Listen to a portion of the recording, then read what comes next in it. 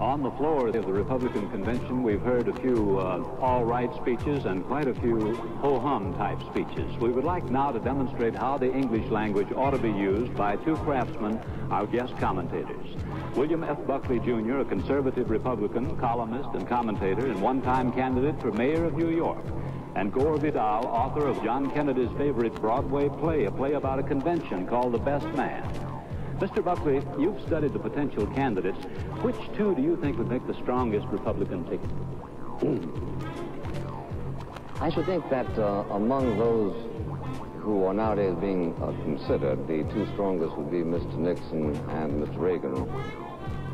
I say that not only because I consider them to be competent, but because I do feel that both Mr. Nixon and Mr. Reagan have a sense of a communicable conviction that the Republican Party has something distinctive to offer. There is, I think, a little bit too much in some of the others of the sense that schematically the Republican Party ought to arrive at position A, B, C this particular year. But the other two, I think, grew up in the Republican Party with some sense of mission. Mr. Vidal, can you make the onerous effort of hypothesizing, saying which two you think would be strongest if you wanted to win for the Republicans? Well, that's quite easy for me, since don't think of myself as a Democrat either. I would say that watching the convention this morning, it became quite clear to me that John Wayne and his daughter would be the ideal ticket for the party. But thinking about the country's interest, I would say that if Rockefeller and Percy were a ticket, they could certainly do very, very well in picking up a great deal of disaffected Democratic votes, particularly if McCarthy should be spurned in Chicago, which may very well happen. I could see about half of the young activists of the McCarthy movement coming out to Rockefeller and Percy. Rockefeller and Reagan would certainly be a much more certain ticket for the Republicans to win with. But if they did win, I wouldn't like to be Mr. Rockefeller. Somebody from Orange County might speed up the electoral process. So all in all, I would say that Rockefeller was the best man for the independents and Democrats that might vote for the Republicans. One of the conspicuous features of this convention has been the way all the Republican leaders have played down ideology. There have been no floor fights, none are scheduled. The platform wasn't really fought over. This is good perhaps for winning votes, but it does blur the rationale of the Republican Party. Mr. Buckley, what does the Republican Party stand for now? Is it in flux or what? Yes, it is in flux. Actually, all political parties should be, to a certain extent, in flux.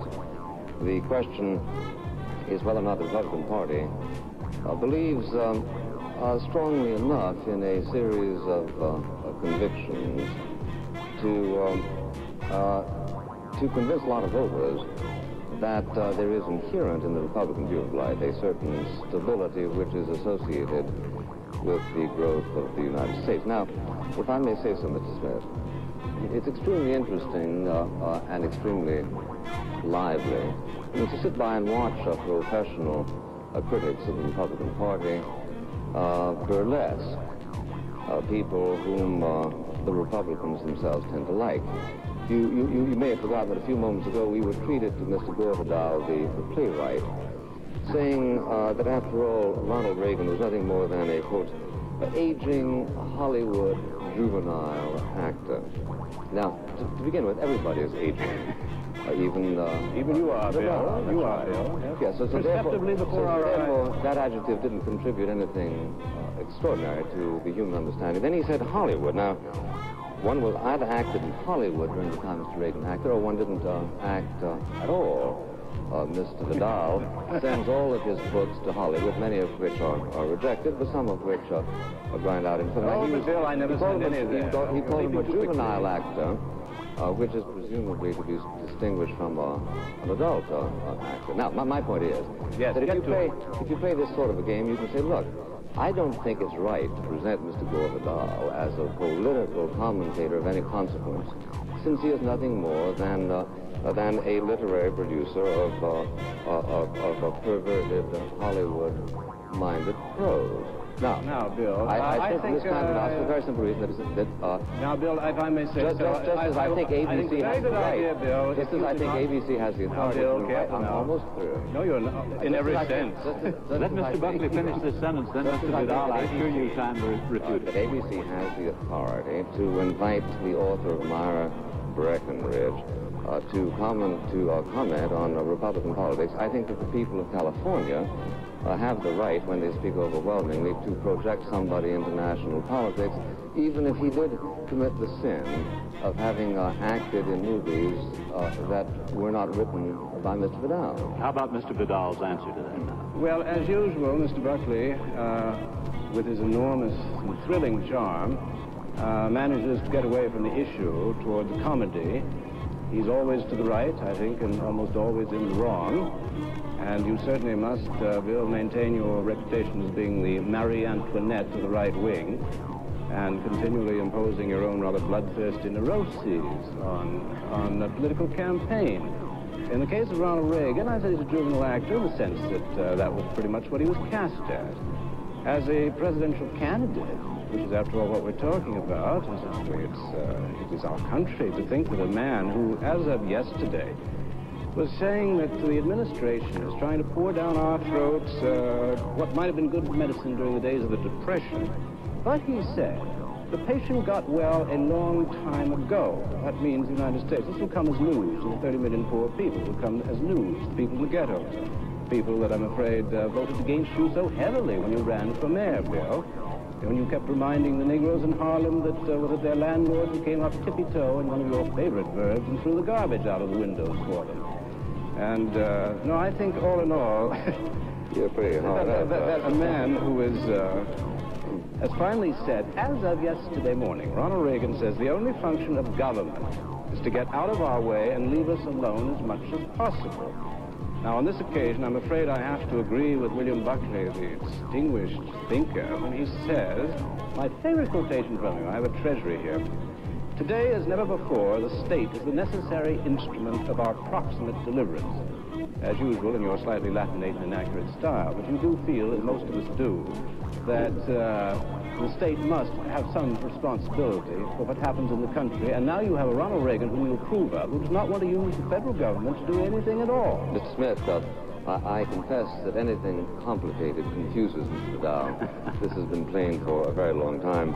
He has a great difficulty reconciling even axiomatic positions concerning political philosophy. But I was invited here, and I'm prepared to try to talk about the Republican convention. Yes. But I maintain that it's very difficult to do so when you have somebody like this saying that Mr. Nixon, who was about to be nominated, I gather, from listening to you, that he is running for no, quote, discernible purpose other than his own best interest. Now, what does that mean, discernible? I'll tell you. Would you like me to tell you what it means? No.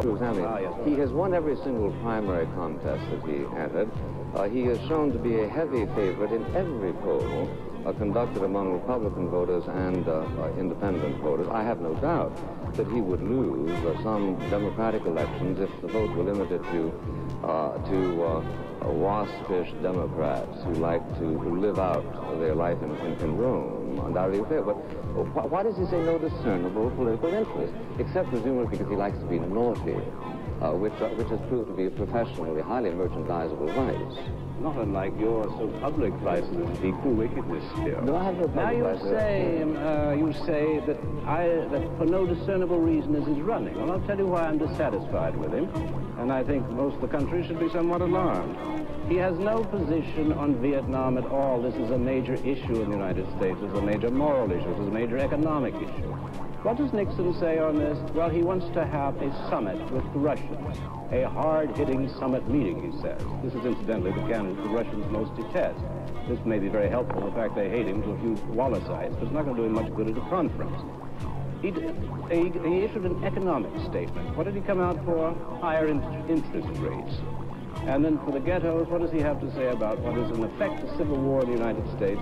Well, he'll give tax deductions to businesses that want to go and work in the ghetto, and he'll install a computer to tell them where the jobs are. Now, I don't call that much that's discernible to the naked eye, except somebody playing it very safe to get elected. Mr. Vidal, your description of the naked eye hardly fits that of somebody who is moderately well informed. I have no doubt that there is somebody in Haight-Ashbury or Greenwich Village who considers that your caricature is fetching. I don't. Mr. Nixon has elaborated at some length his position on Vietnam. He is committed to the rightness of that endeavor in Vietnam. He does believe that the United States government, as a result of a schizophrenia which is bound in Lyndon Johnson, has not vigorously prosecuted what is in fact a war which he relates to our own best interests. For you to suggest in the process of attempting to accelerate democratic achievements that all he has done is speak in such verbs is hardly to do him or you a service. I'm so happy to see your elegant prose style at its very best tonight, Gore. It's very inspiring to those of us listening to it. I think you've been But I wonder really if Nixon is going to prosecute this war seriously. One would like to know what he's going to do. He's ruled out atomic weapons already. He's pretty much ruled out an invasion of the North. He does want in some way to cool it, but he won't tell us. Now, I think he ought to. I would also be interested to know, would he be interested in your project, since you are a great friend of his and professional entertainer of the far right?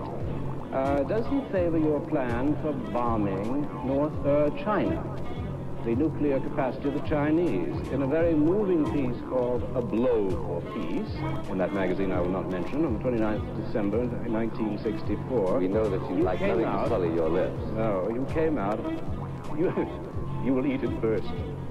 You came out in favor of history apes for such an act of greatness. That was the bombing of the Chinese nuclear capacity. Right. In 1965, you came out with the same thing. You want to talk about my background? The Republican Party and its policies. Some people have said, some administration Democrats have said they could accept that Vietnam plank in the Republican platform. Yes, it is an ambiguous plank, and there is no question, but that the war in Vietnam, having been so badly fought, not as a result of any failure in our military, but as a result of failure in our policy, has led to a great confusion. The war in Vietnam is not justifiable, in the opinion of Mr. Nixon, unless it in fact represents a salient which is owned by the communist world, however loosely spoken of, which is directed against our best interests. It was because Mr. Kennedy and subsequently Mr. Johnson believed that it was, in which point of view every single one of the people who are professionally charged with evaluating America's interests concurred that it was, that we went to war there, but we failed to win it. And the failure to win it has caused a number of developments, not least of which is the domestic turmoil from which Mr. Vidal and his party seek to profiteer. Mr. Vidal, what would you consider a satisfactory plank, briefly and generally, on Vietnam? Well, you're not going to get a satisfactory plank. Certainly not out of the Republican Party. One did not get it, nor would you probably out of the Democrats.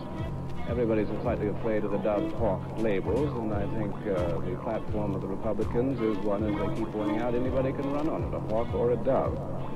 I think a satisfactory one would be an admission that the American empire has certain very plain limits, that it was an immoral act, our going in there to begin with by not holding the elections, which neither forward to 1954 guaranteed. We then came a cropper, and we have everybody to thank for it. We have Eisenhower to begin with, mildly, Kennedy a bit more so, and Johnson the super hawk. I'm not at all convinced that Barry Goldwater, had he been elected president, wouldn't have been just as much of an activist. But these empires are very dangerous things to possess, as Pericles once pointed out. And once you get one, it's very difficult to let it go. But if we don't let it go, it's going to wreck us economically. We're already in trouble. And it has certainly divided the country at a time when resources should go to the slums and to the poor and to trying to revive an extremely shabby country. Well, the country is not quite so shabby as Mr. Dow believes. It will be shabbier after the Republicans get in. The figure 30 million poor is, of course, a figure completely at the mercy of largely arbitrary statistics as to what constitutes poverty. Let me just put it this way, that if the same figures nowadays used in constant dollars to produce 30 million American poor people had been used in 1929, then 65% of the American people would have been judged poor by those standards. The point is, of course, the Republican Party is aware that there is not nowadays an American imperialist movement. No doubt there are those who believe that we want to be in Vietnam because the Chase National Bank struggles to establish a branch there. This is the hobgoblinization. Gentlemen, Marxists. you have just about I think I agree. one concluding sentence apiece. Can you give us one? I will. Mr. Vidal? I would say that Mr. Buckley has always misstated the case on poverty, as he has on much else. There are over 30 million people living at the poverty line, and the Republican Party, according to its platform, which I've read very carefully, is going to benefit the insurance agencies, the private interests, in great detail, and nothing at all. Mr. Buckley. Well, I think that it is something for which all of us have to be grateful, that there are left in America people who believe in the democratic process sufficiently to know that occasionally people can penetrate such myths as have been energetically projected by Mr. Vidal, and that they choose not to avail themselves of the alternative that Mr. Vidal offers them up, which would be not only a philosophy and an economy of stagnation, but also a spiritual world of stagnation. Well, thank you very much indeed, gentlemen. While William Buckley and Gore Vidal have been taking a second look at this Republican convention, at least a part of it, and its